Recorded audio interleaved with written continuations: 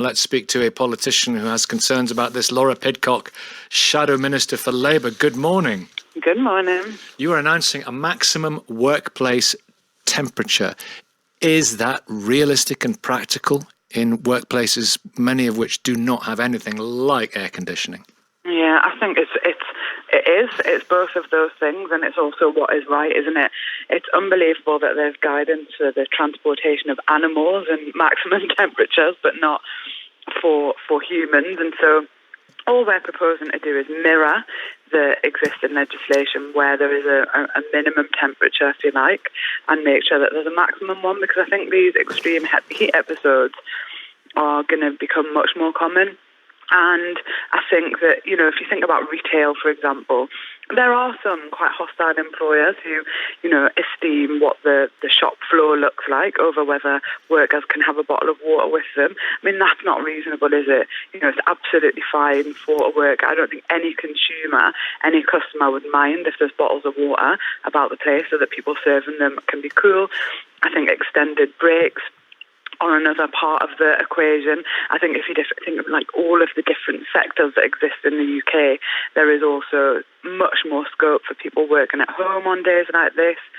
Of course, workplaces, some people have to go into workplaces, and therefore if they do, reasonable adjustments should be made so that workers are comfortable and not uncomfortable. That's the employer's duty.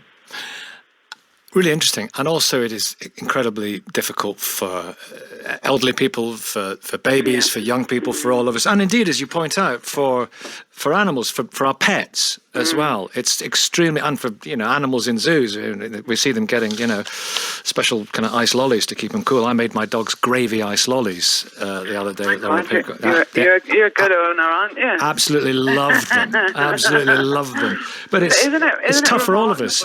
Go on. It is. I'm just saying, isn't it remarkable though that the current legislation is currently more robust for animals, and of course that's quite right. But that workers don't have these protections is quite unbelievable. What are the rights? What are people's rights at the moment?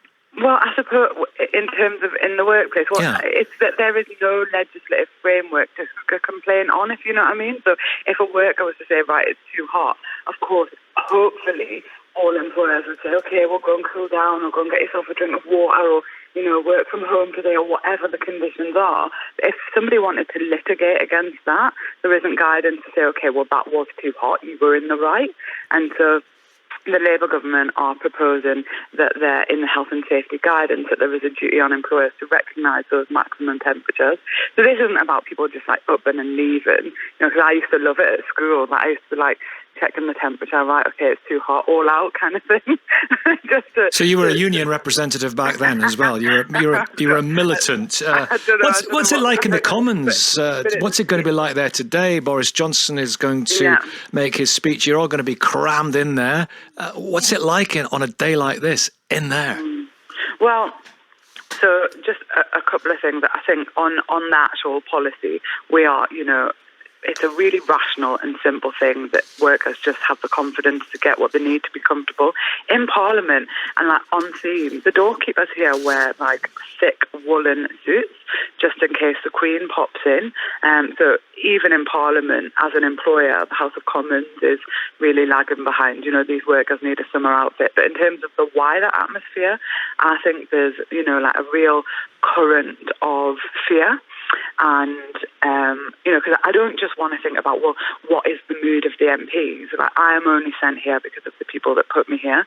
And I think that what has happened in Boris Johnson assembling a new cabinet, there's been a real swing to the right. So you've got people who would defend tax cuts for the richest and for corporations, and one even has, countenanced capital punishment, who is now Home Secretary, would you believe? She says she doesn't believe that anymore. We were discussing that earlier on. Well, she might not, but I've never thought that, the death penalty. There are people. If you want to go, there are people in your party who've expressed views in the past that they say they now no longer hold. So I'm mentioning that as one thing amongst many.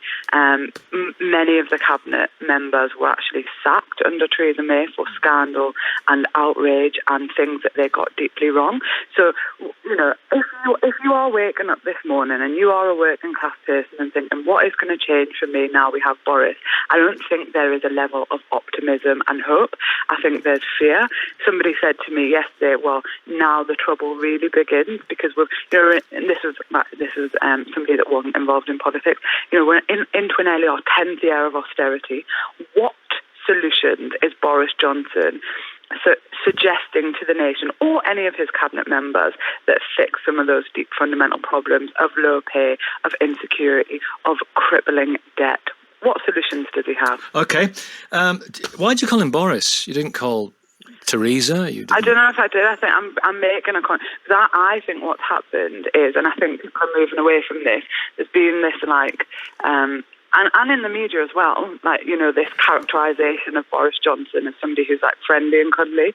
It is Prime Minister Boris Johnson. He will be held accountable for having such high office. This isn't some joke anymore. This man is dangerous, in my opinion. So you're going to stop calling him Boris then? So, interesting to hear from you. We've been hearing from people all across the spectrum. I want to ask you one more, which was kind of my original question, although I appreciate you said what you wanted to say there.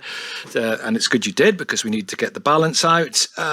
Is there air conditioning in the House of Commons when you're standing there, cheek by jowl? Yeah? So it's hot and sweaty because there's a lot of hot air, isn't there? But but it's from all sides. Yeah. No, how dare you? How dare I? But there is air conditioning, and if it's good enough for parliamentarians in the House of Commons, then it's good enough for workers across the UK. Nice turn. Thank you very much indeed.